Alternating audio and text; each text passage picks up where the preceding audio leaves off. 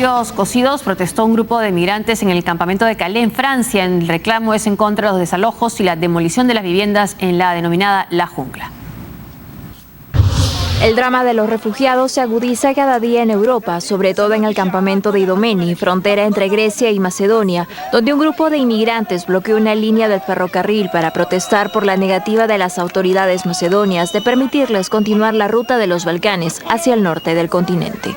En declaraciones a la agencia de noticias Reuters, algunas de estas personas aseguraron que la policía no les deja continuar al no poder comprobar la autenticidad de sus papeles, como los sellos generados por los equipos empleados por la policía griega.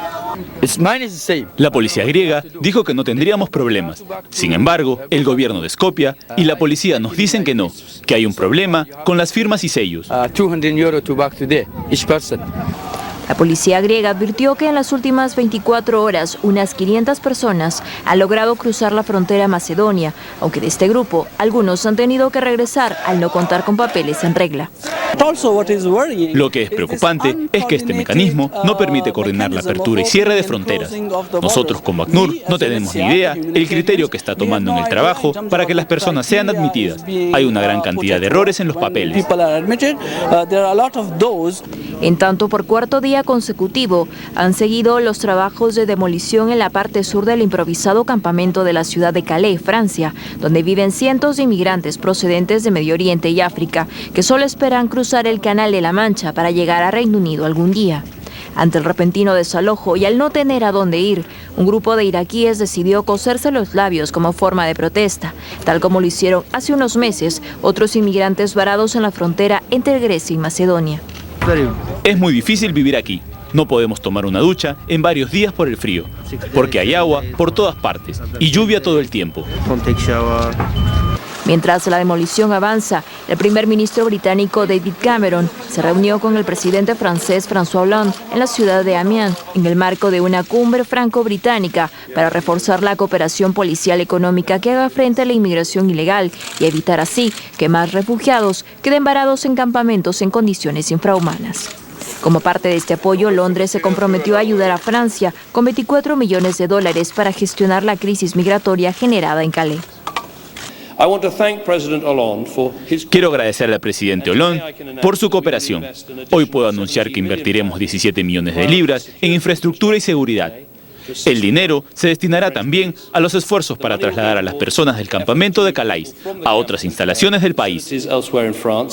El premier británico informó además que están dispuestos a colaborar con el reagrupamiento familiar, es decir, favorecer a los menores de edad aislados que están en los campamentos franceses para que puedan viajar a Reino Unido si se demuestra que tienen familiares allí. Y en esta reunión entre David Cameron y François Hollande también se tocó el escenario de qué pasa si es que sale el Reino Unido de la Unión Europea, llamado Brexit, la salida. Y lo que ha dicho Hollande es que no es que quiero asustarlos demasiado, pero podría darse el caso que si sale, si sucede este Brexit, los refugiados de Calais pueden irse a Kent, o sea, fuera de Francia, deportados. Entonces ha habido toda una serie de reacciones citando un tratado que existe antes de que fueran parte de la Unión Europea.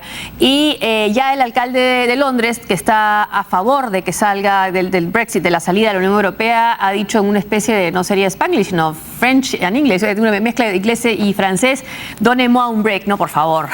Claro. Déjeme un rato tranquilo, esto no es así, están exagerando.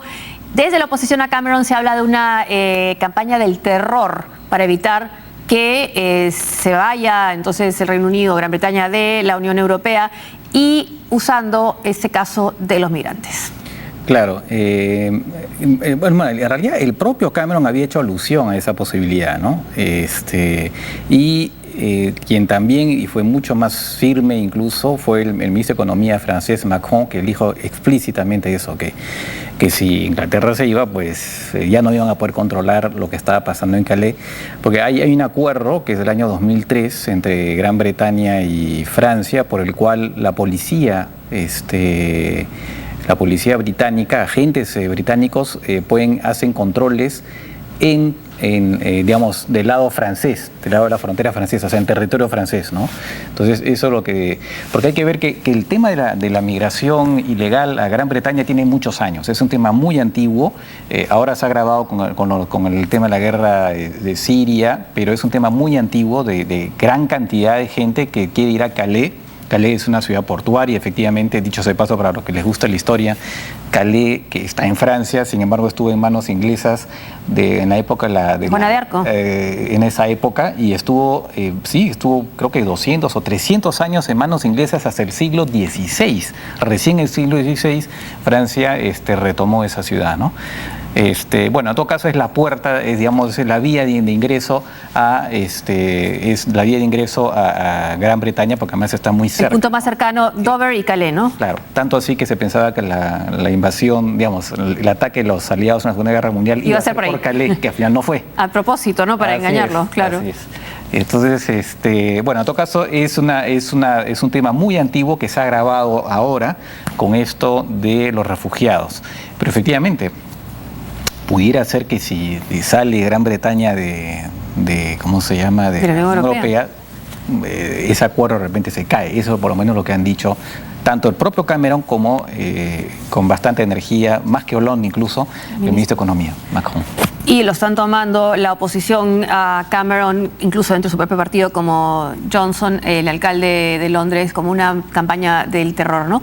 Ahora, lo que también ha sucedido con respecto a los refugiados ha sido que la Unión Europea ha dicho que ya no van a admitir a refugiados o no van a darle ese estatus a quienes emigren o salgan de sus países por razones económicas. O sea, solamente a personas que estén escapando de la guerra. Así es, y en principio ese estatus solamente lo tienen los que vienen de Irak y de Siria. Un tema conflictivo es Afganistán, pero también están rechazando a personas de Afganistán, claro, por gran flujo, ¿no? Entonces, había una declaración también de Donald Tusk, el presidente digamos, en ejercicio de la Unión Europea, donde pide a los refugiados, a los inmigrantes económicos, no vengan en Europa, no les hagan caso a los estos traficantes humanos, los están engañando, en Europa no van a encontrar lo que ustedes creen, en fin, bueno.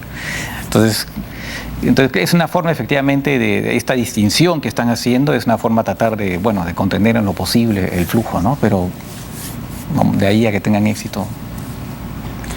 Pero sorprendente cómo una situación como esta de desesperada de los refugiados en Calais puede verse inmersa en un debate político sobre la situación de Gran Bretaña en la Unión Europea.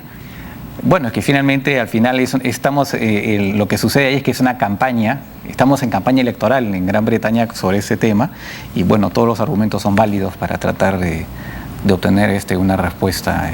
Y en ese caso, obviamente, el gobierno francés ha acudido en refuerzo de Cameron, ¿no? Y la situación es realmente dramática por las imágenes que hemos visto de personas con los labios cosidos, su manera de protestar. Sí.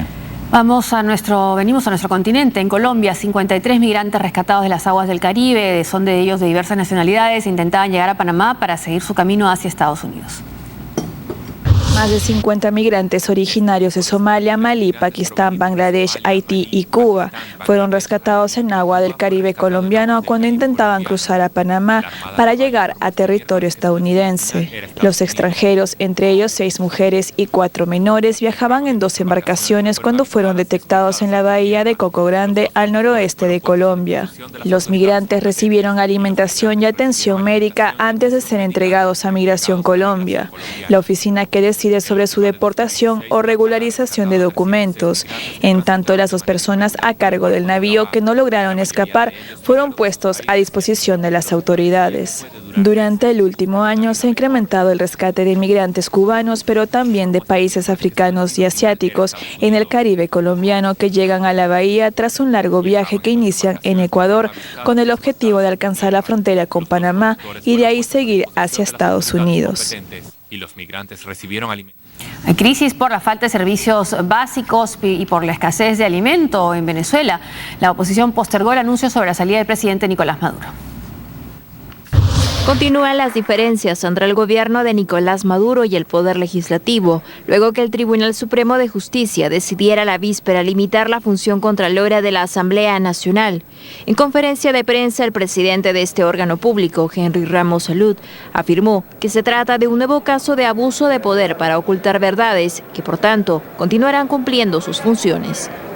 Esta sentencia, repetimos, que es una sentencia que no tildamos de calificar de la sentencia del miedo, no nos va a inhibir por una parte de investigar y por otra de seguir legislando para resolver los problemas de Venezuela que este gobierno no quiere que se resuelvan. El fallo que emitió el Supremo venezolano determinó que el control del Parlamento, dominado por la oposición, se limite al Ejecutivo, eliminando la oportunidad de supervisar las actividades de los poderes judicial, electoral y ciudadano, además del militar. Este jueves el Parlamento aprobó el proyecto de acuerdo del diputado opositor Omar Barbosa, que manifiesta el rechazo a la polémica sentencia y aprueba que la Asamblea Nacional acuda ante la OEA para presentar una carta democrática y se aplique el artículo 20 de la Carta Magna ante esta crisis institucional.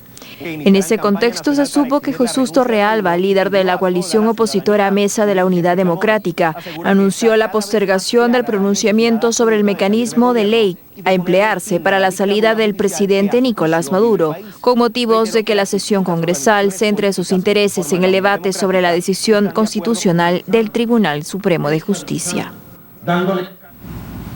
Así, este entrampamiento y esta dirección hacia un choque cada vez, bueno, ya son choques constantes, ¿no? Los que se están dando entre el gobierno y la oposición. Ahora, esa decisión de postergar el anuncio que iba a hacer la Mesa de Unidad Democrática sobre el futuro político de Maduro, ¿tiene que ver con la ley que están debatiendo o es más bien porque quizás no se ponen de acuerdo dentro de la misma oposición sobre el mecanismo de salida?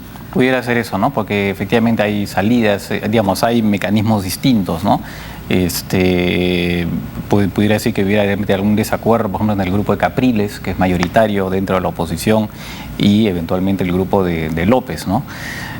Pero en todo caso, efectivamente, este tema de la resolución del Tribunal Supremo es básicamente casi un golpe de Estado, ¿no? En la medida en que lo que hace es recortar las facultades de control que tiene la Asamblea sobre los demás poderes del Estado.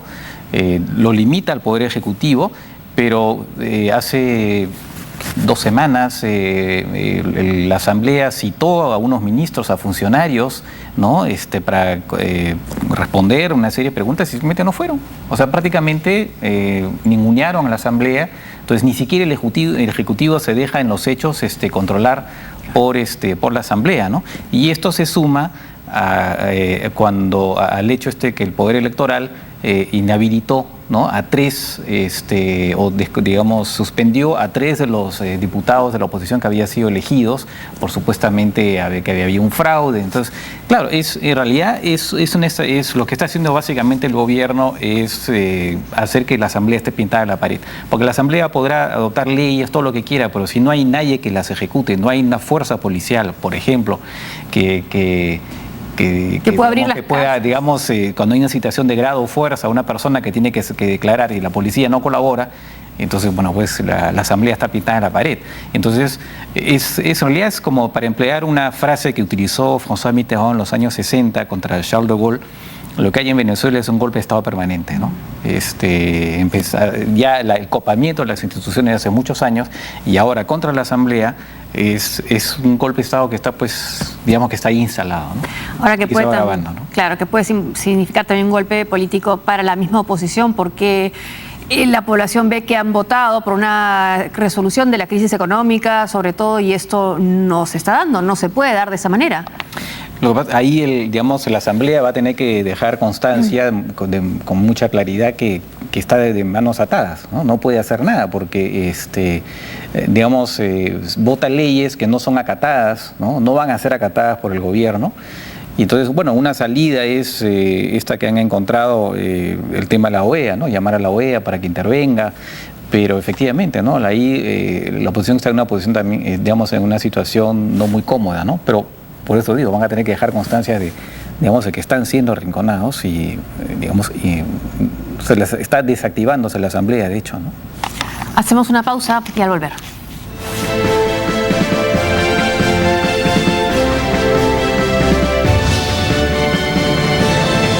Aumenta la tensión por Corea del Norte.